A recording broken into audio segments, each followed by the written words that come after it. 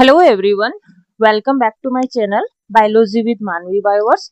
जहां हम डिस्कस कर रहे थे 11th क्लास के एनसीईआरटी का chapter number 13 photosynthesis in higher plants. तो चलिए आज की क्लास में अपन देखेंगे क्रांज एनाटॉमी क्या होती है एंड C4 पाथवे किस तरीके से उसमें रन करता है। और अपन देखेंगे कि जितने भी जो फोटोसिंथेसिस को अफेक्ट करने वाले फैक्टर्स है उनके बारे में आज अपन डिस्कस करेंगे। तो चलिए शुरू करते हैं आज की क्लास। ये देखिए, फर्स्ट ऑफ ऑल अपन देखते हैं कि C4 पाथवे क्या होता है। यह पथ शुष्क उष्ण कटिबंधीय क्षेत्रों में पाए जाने वाले पौधों में होता है एवं प्रथम स्थायी उत्पाद 4 कार्बन युक्त ऑक्जेलो एसिटिक अम्ल बनता है। अब अपन देखते हैं कि जो C4 प्लांट्स है उनकी क्या विशेषताएं होती है। तो देखिए, ये उच्च तापमान को सहन कर सकते हैं और उच्च प्रकाश तीव्रता के प्रति अनुक्रिया करते हैं। इनमें प्रकाश शोषण की प्रक्रिया नहीं होती है एवं इनमें जैव भार अधिक उत्पन्न होता है। अगर अपन एग्जाम्पल की बात करेंगे तो देखेंगे मक्का एंड ज्वार आदि। अब अपन देखते हैं क्रांच एनाटॉमी क्या होती है। देखिए, फर्स्ट ऑफ ऑल अपन देखते हैं पुलाछित सेल्स। संवहन मंडल के चारों ओर स्थित बड़ी सेल्स को पुलाछित सेल्स कहा जाता है। संवहन मंडल के आसपास कई परतें होती है। क्लोरोप्लास्ट की अधिकता होती है एवं मोटी भित्तियां गैसों के लिए अप्रवेश्य होती है। सेल्स के मध्य इंटरसेलुलर स्पेस नहीं पाया जाता है। नेक्स्ट अपन देखते हैं हैच एवं स्लैक पाथवे। ये देखिए, यह एक चक्रीय प्रक्रिया है जो दो प्रकार की सेल्स में संपन्न होती है। फर्स्ट मेसोफिल सेल्स यानी कि पर्ण मध्योतक सेल्स। देखिए, प्राथमिक CO2 ग्राही 3 कार्बन अणु फॉस्फोइनोल पाइरुवेट यानी कि PEP के साथ अटैच होता है एवं एंजाइम इनमें काम आता है पेप्केज एंजाइम यानी कि पेप कार्बोक्सिलेज एंजाइम। अब अपन देखते हैं कि CO2 और पेप मिलकर 4 कार्बन वाला ऑक्जेलो एसिटिक अम्ल बनाते हैं एवं यह C4 अम्ल जीव द्रव्य तंतु के माध्यम से पुलाछित सेल्स में भेजा जाता है। नेक्स्ट अपन देखते हैं पुलाछित सेल यानी कि बंडल शीथ सेल। चलिए, इसमें अपन देखते हैं कि डीकार्बोक्सिलेशन फर्स्ट स्टेप, जिसमें अपन देखेंगे कि C4 अम्ल टूटकर CO2 और एक C3 अम्ल बनाता है। नेक्स्ट अपन देखते हैं किसी में केल्विन साइकिल यह से निकली CO2 C3 पाथवे में प्रवेश करती है जहां रूबिस्को उपस्थित होता है। नेक्स्ट अपना स्टेप रहेगा पुनरुद्भवन यानी कि रीजनरेशन। इस प्रकार निर्मित C3 अम्ल वापस मेसोफिल सेल्स में जाकर फिर से फॉस्फोइनोल पाइरुवेट का फॉर्मेशन करता है। अब अपन देखते हैं C4 चक्र की प्रक्रिया, जिसमें अब अपन देखते हैं इसमें C4 साइकिल की प्रोसेस किस प्रकार से। देखिए, फर्स्ट स्टेप अपन देखेंगे इसमें अम्ल निर्माण। पर्ण मध्योतक में बना C4 अम्ल मैलिक अम्ल या फिर एस्पार्टिक अम्ल पुलाछित सेल्स में जाता है एवं पुलाछित सेल में C4 अम्ल टूटकर CO2 तथा एक 3 कार्बन अणु बनाता है।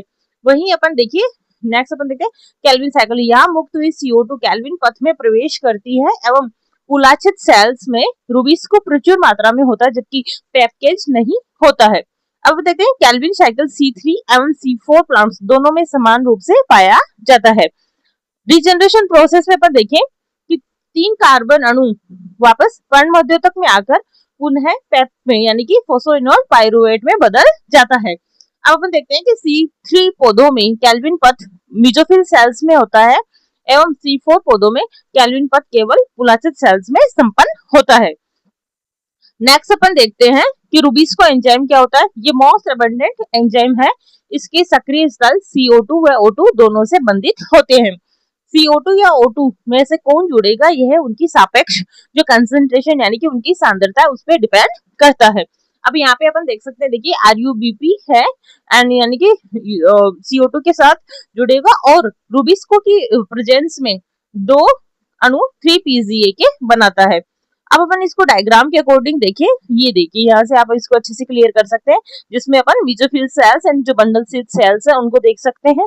ये देखिए, यहाँ पे आपको अच्छे से समझ में आ रहा हो कि जो एनवायरमेंट की CO2 है वो यहाँ पे प्रवेश करेगी एवं ये देखिए यहाँ से यौगिकीकरण से ये फॉस्फोइनोल पाइरुवेट के साथ मिक्स होगा एंड ये देखिए C4 अम्ल यानी कि ऑक्जेलो एसिटिक एसिड का यहाँ पे फॉर्मेशन होता है एवं ये दोनों जो सेल्स होती है ये जीव द्रव्य तंतु के द्वारा आपस में इस तरह से जुड़ी हुई रहती है एवं यहाँ पे जो मेसोफिल सेल्स में बना ऑक्जेलो एसिटिक अम्ल है C4 अम्ल है वो बंडल शीथ सेल में यहाँ पे प्रवेश करता है। ये देखिए इस तरीके से।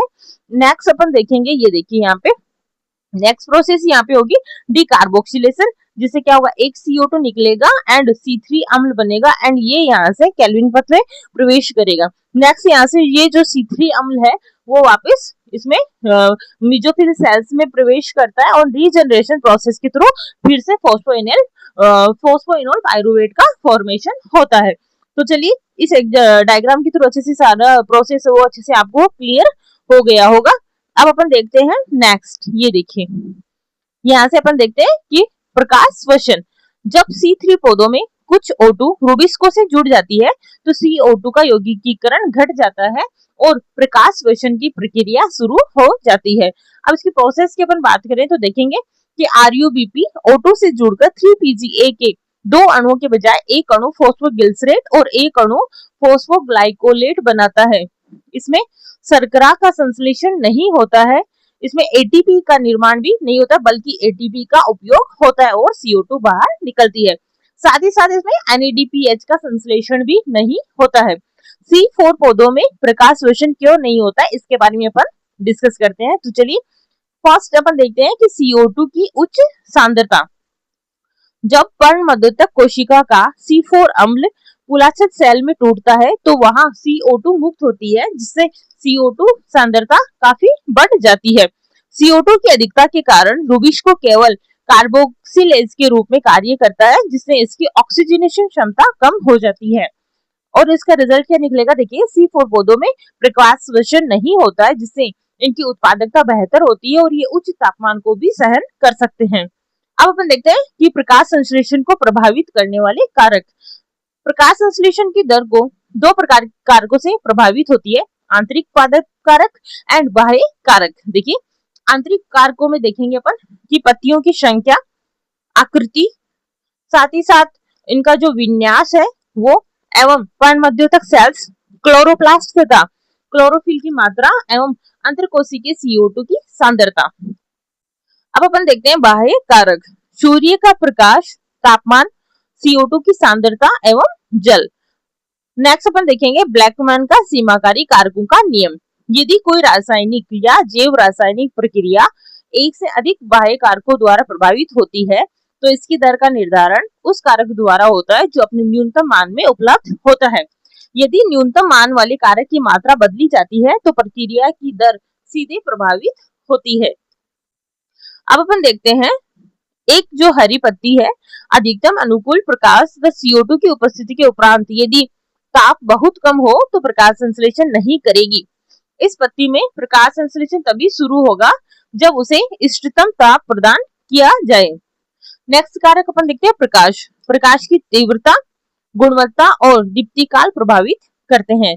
साथ ही साथ प्रकाश की तीव्रता का प्रभाव अगर अपन देखें तो कम प्रकाश तीव्रता पर यौगिकीकरण की दर के बीच एक रेखीय संबंध होता है, वहीं उच्च प्रकाश तीव्रता पर दर में वृद्धि नहीं होती है क्योंकि अन्य कारक सीमाकारी हो जाते हैं। अब अपन देखते हैं प्रकाश संतृप्ति। पूर्ण प्रकाश के 10% पर ही प्रकाश संतृप्ति हो जाती है। वहीं अपन देखिए अत्यधिक प्रकाश में क्या होता है, देखिए अत्यधिक आपतित प्रकाश के कारण क्लोरोफिल का विघटन हो जाता है जिससे प्रकाश संश्लेषण की दर कम हो जाती है। अब अपन देखते हैं, ये देखिए CO2 की सांद्रता। प्रकाश संश्लेषण में CO2 एक प्रमुख सीमाकारी कारक होता है। सांद्रता 0.05% तक बढ़ने पर CO2 स्थिरीकरण की दर बढ़ती है, लेकिन अधिक सांद्रता लंबे समय के लिए क्षतिकारक हो सकती है। अब अपन देख सकते हैं कि C3 एवं C4 पौधों में अंतर होता है। ये देखिए इनकी सांद्रता मतलब जो संतृप्ति की जो सांद्रता रेट है वो किस प्रकार से, ये देखिए C4 प्लांट्स में कुछ इस तरीके से रहेगी एवं C3 पौधों में कुछ इस तरीके से रहेगी। चलिए अब अपन देखते हैं ग्रीन हाउस फसलें। C3 पौधे उच्च CO2 सांद्रता में अधिक उत्पादकता दिखाते हैं, इसलिए टमाटर एवं जो बेल पेपर है जैसी फसलों को ग्रीन हाउस में CO2 समृद्ध वातावरण में उगाया जाता है। अब अपन देखते हैं ताप। ताप का क्या प्रभाव पड़ता है फोटोसिंथेसिस पे, देखिए डार्क रिएक्शंस, यह एंजाइम निर्भर प्रक्रिया है इसलिए यह तापमान द्वारा अधिक नियंत्रित होती है। लाइट रिएक्शंस, यह भी ताप संवेदी होती है लेकिन इस पर तापमान का प्रभाव कम पड़ता है। नेक्स्ट अपन देखते हैं कि C4 पौधे ये उच्च तापमान पर अनुकूल अनुक्रिया करते हैं और इनमें प्रकाश संश्लेषण की दर भी उच्च होती है। C3 पौधे इनके लिए इष्टतम ताप कम होता है। नेक्स्ट अपन देखते हैं आवास का प्रभाव।